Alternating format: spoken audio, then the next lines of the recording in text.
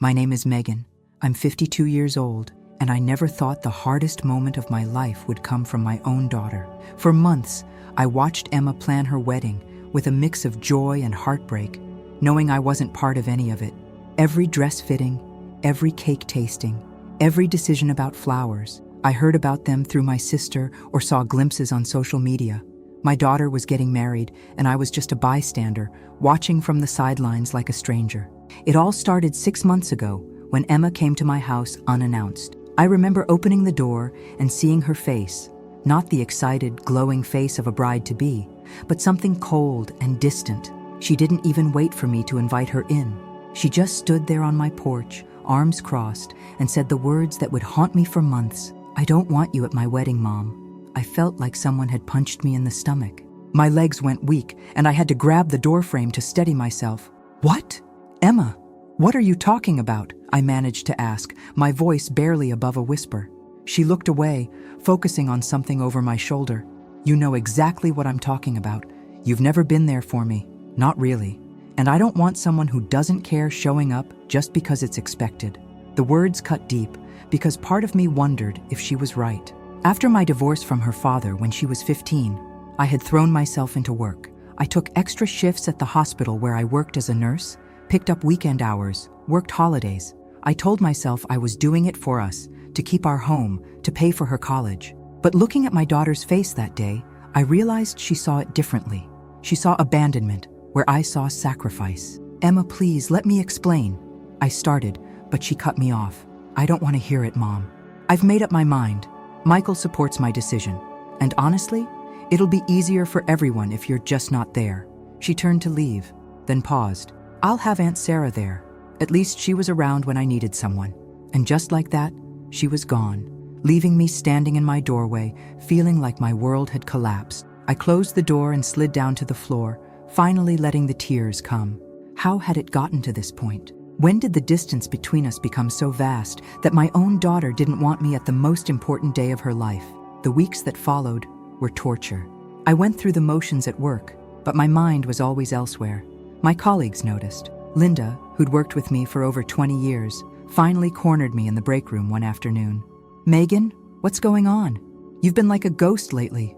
I broke down and told her everything. She listened quietly, then put her hand on mine. "Have you tried talking to her? Really talking? I mean, not just apologizing?" "She won't return my calls," I said miserably. "I've left messages, sent texts, nothing." Linda was quiet for a moment. "Maybe she needs time. But Megan, you need to figure out why this happened. Not just for her, but for yourself too." That night, I did something I'd been avoiding. I pulled out old photo albums and really looked at them. There was Emma at 10, at her first dance recital. I'd missed it because of an emergency at work. Emma at 13, at her school play. I'd arrived late and missed her big scene. Her graduation, where I'd been so exhausted from a double shift that I barely remembered the ceremony. The pattern was undeniable. I'd been physically present in her life, but emotionally absent when it mattered most. The realization was crushing. I'd spent years convincing myself that providing for her was the same as being there for her.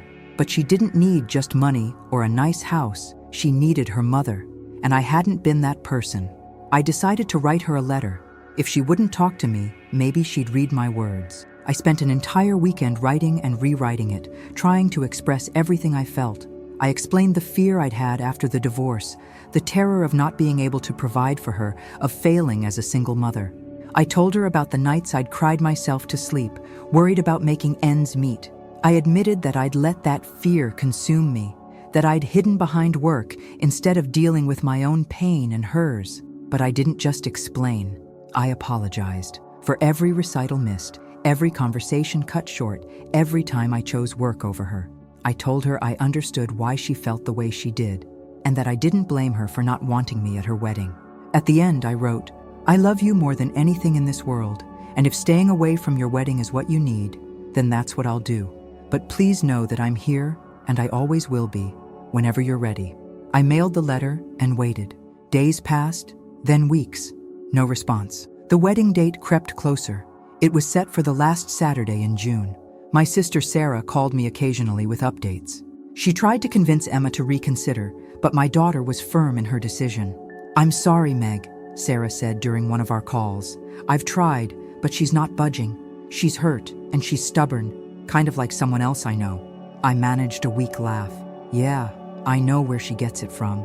"For what it's worth," Sarah continued, "I think she's making a mistake, but maybe this is something she needs to work through on her own." As June arrived, I found myself both dreading and desperately hoping for a change. Part of me wanted to show up anyway, to stand outside the church and at least catch a glimpse of her, but I knew that would only make things worse. So I made plans to spend the weekend away, visiting a friend in Seattle who'd been asking me to come for months. If I couldn't be at my daughter's wedding, at least I wouldn't be sitting at home alone, drowning in what-ifs. The Friday before the wedding, I worked my usual shift at the hospital. It was a particularly rough day. We had several emergency cases come in, and I didn't get home until almost 10 at night. I was exhausted, emotionally drained, and trying not to think about the fact that tomorrow, my daughter would be getting married without me there. I'd just gotten out of the shower when my phone rang. It was nearly 11, and I almost didn't answer, thinking it was a wrong number or the hospital calling me back in. But something made me check the screen. It was Emma. My heart stopped. She hadn't called me in months. With shaking hands, I answered. "Emma?" There was silence on the other end. Then I heard it, the sound of crying. Not gentle tears, but gut-wrenching sobs. "Mom?" Her voice was small, broken. Nothing like the cold tone she'd used the last time we spoke. "I'm here, baby." "What's wrong? What happened?" I was already grabbing my keys, ready to run out the door. I can't," she struggled to speak between sobs. "Mom, I messed up. I messed up so bad." "Emma, take a breath. Tell me what's going on." I tried to keep my voice calm, even though panic was rising in my chest. She took a shaky breath. "It's Michael. I found out, Mom, he's been cheating on me. The wedding is tomorrow, and everyone's already here, and I just found out he's been sleeping with someone from his office for months." The floor seemed to drop out from under me. My daughter's pain cut through the phone like a physical thing, and all I wanted was to hold her, to take away her hurt. "Where are you right now?" "I'm at the hotel, Sarah's room. I can't go back to my room because Michael's there, and I can't face him. I don't know what to do. I canceled the wedding, but everyone's here, and I feel so stupid and—" She broke down again. "Listen to me, Emma. You are not stupid. You did the right thing. I'm coming right now, okay? I'll be there in 20 minutes. Stay with Sarah, and don't make any decisions until I get there. You'll come?" She sounded so young, so vulnerable. "Of course I'll come. I'm your mother. I'll always come when you need me." I drove to the hotel faster than I probably should have, my mind racing. Part of me wanted to find Michael and give him a piece of my mind, but Emma needed me more than I needed to confront him. When I got to Sarah's room, my sister opened the door with a relieved expression. "Thank God you're here." Emma was curled up on the bed, still in her pajamas, her face red and swollen from crying. When she saw me, she started crying again. I sat down next to her and pulled her into my arms, the way I used to when she was little and had a nightmare. She clung to me, and I felt years of distance crack and crumble between us. "I'm so sorry, Mom," she sobbed into my shoulder. "I'm so sorry for everything I said. You were right to worry about me, and I pushed you away, and now look what happened." "Shh, no," I stroked her hair. "This is not your fault. None of this is your fault. Michael made his choice, and it's a reflection of who he is, not who you are." We sat like that for a long time, Emma crying while I held her. Sarah quietly made tea and gave us space. Eventually, Emma's sobs quieted to hiccups, and she pulled back to look at me. "I read your letter. I read it so many times." "You did?" She nodded. "I was so angry when I first read it, but then I kept reading it, and I started to understand. I'm not saying what you did was okay, Mom. You did miss a lot, and that hurt. But I also realized I never tried to understand why. I never asked about how hard things were for you. I was so wrapped up in my own hurt that I couldn't see yours. Emma, you were a child. You didn't need to understand adult problems. That was my job, and I failed you. Maybe we both failed each other a little," she said quietly. "But I want to do better. I want us to do better." I hugged her again, feeling something shift inside me. "We will. I promise. We will." The next morning, what should have been her wedding day, was surreal. Sarah had stayed up late the night before calling guests to officially cancel the ceremony, though word had spread quickly. Emma slept in my room that night, and I watched her sleeping face, so peaceful despite everything, and felt grateful that she'd called me, that she'd let me be there for her when she needed me most. When she woke up, we had breakfast in the room. She was quieter, more subdued, but there was a calmness to her that hadn't been there the night before. "I need to face people today," she said, pushing eggs around on her plate. "People came all this way, spent money on hotels and flights. I feel terrible." "They came because they love you," I reminded her, "and anyone who truly cares will understand." She nodded, then looked at me. "Will you stay with me today? I don't think I can do this alone." "I'm not going anywhere," I promised. The day was difficult. Some guests had already left, but many stayed, and Emma insisted on personally thanking them for coming. She held her head high, even when I could see how much it cost her. I stayed by her side the entire time, and slowly I started to see glimpses of the strong woman my daughter had become. That evening, Sarah organized an impromptu gathering in the hotel's courtyard.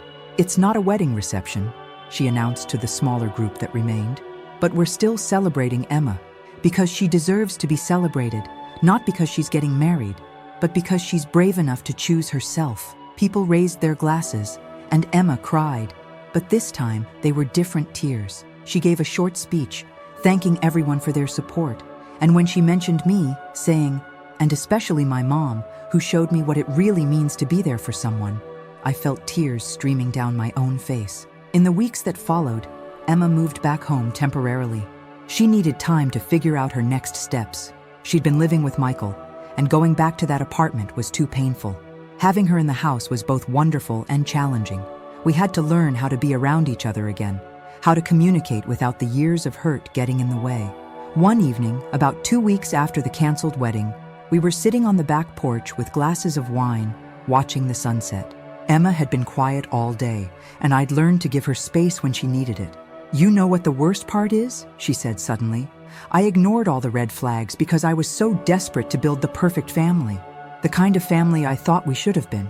I set down my glass. "What do you mean?" She was quiet for a moment. "After you and Dad divorced, I had this image in my head of what a family should look like. Perfect, together, no problems. And when I met Michael, he seemed perfect. His family was perfect. Everything was exactly what I thought I wanted. But it was all surface, you know? There was no depth, no real connection.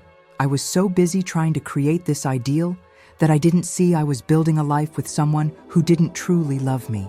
"Emma, let me finish, Mom." She turned to look at me. "What I'm trying to say is, I blamed you for our family not being perfect. But I never appreciated that, even though things were messy, even though you worked too much and we didn't always communicate well, you loved me, really loved me. You sacrificed everything for me. And I threw that in your face because it didn't look like what I thought it should." I reached over and took her hand. "We both made mistakes. I should have been more present, should have talked to you more about what I was going through. I let fear drive my decisions, and that wasn't fair to you." "Can we start over?" she asked. "Not forgetting the past, but building something new?" "I'd like that," I said, squeezing her hand. "I'd like that very much." Starting over wasn't easy. We had difficult conversations about the past, about times we'd hurt each other. Emma talked about feeling abandoned, about watching other kids with their parents at school events and feeling like she didn't matter as much. I talked about the overwhelming fear I'd felt as a single parent, about how I'd equated providing financially with showing love because it was the one thing I knew I could do well. Linda at work noticed the change in me. "You look lighter," she said one day during lunch, "like someone lifted a weight off your shoulders." "Emma and I are working things out," I told her. "It's not perfect, and we still have a long way to go, but we're actually talking, really talking." "I'm glad," Linda smiled. "You deserve that happiness, Meg. You've been carrying guilt around for so long." She was right. I had been carrying guilt, letting it weigh me down and affect every interaction with my daughter. But now, even though things weren't perfect, I felt hope. We were building something real, something honest, and that was worth more than any perfect facade. Emma started therapy, which I fully supported. She needed help processing not just the betrayal from Michael, but also our complicated relationship and her own patterns in relationships.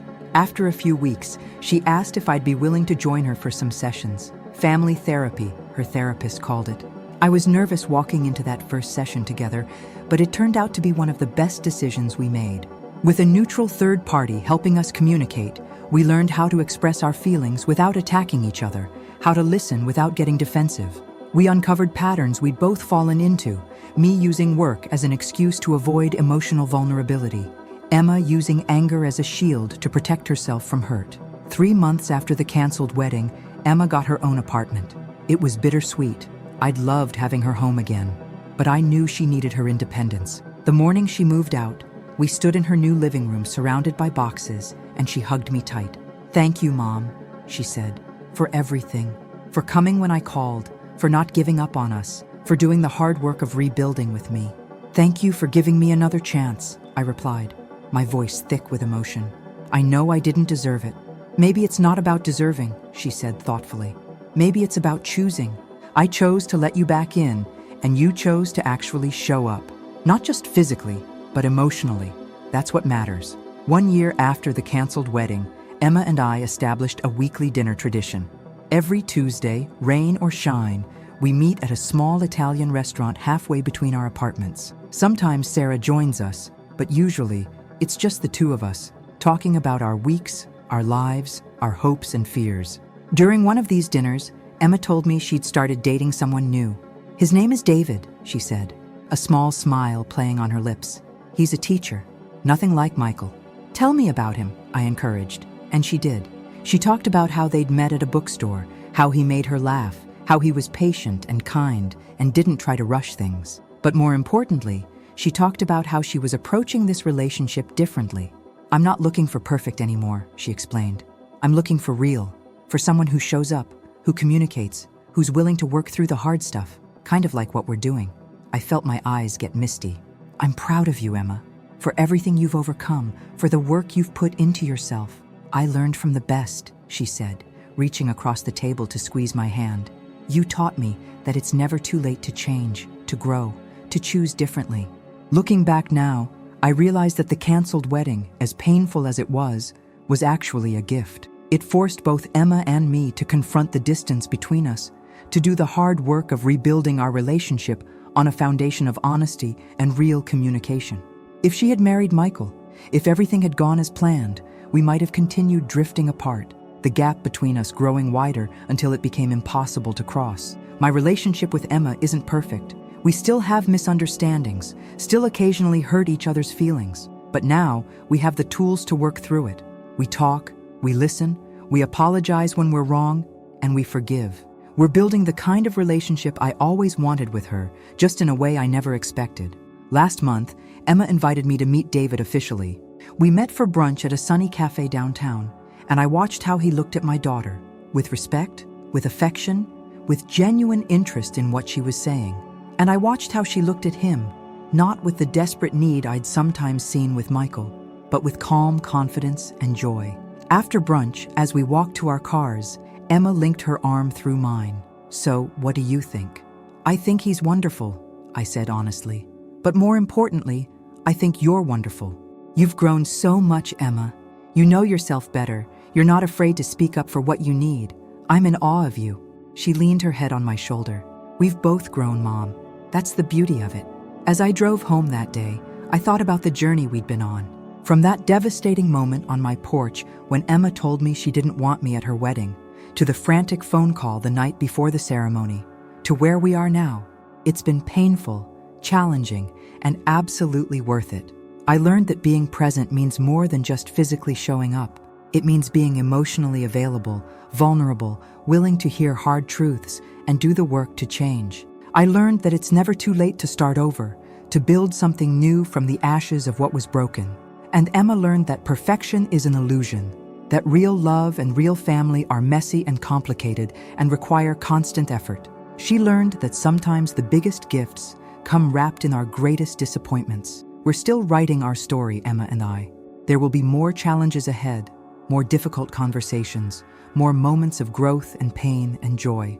But now we face them together, truly together, and that makes all the difference. The wedding that never happened turned out to be the beginning of something far more valuable than any ceremony could have given us. It gave us each other, really and truly, for the first time in years. And that's worth more than all the perfect weddings in the world.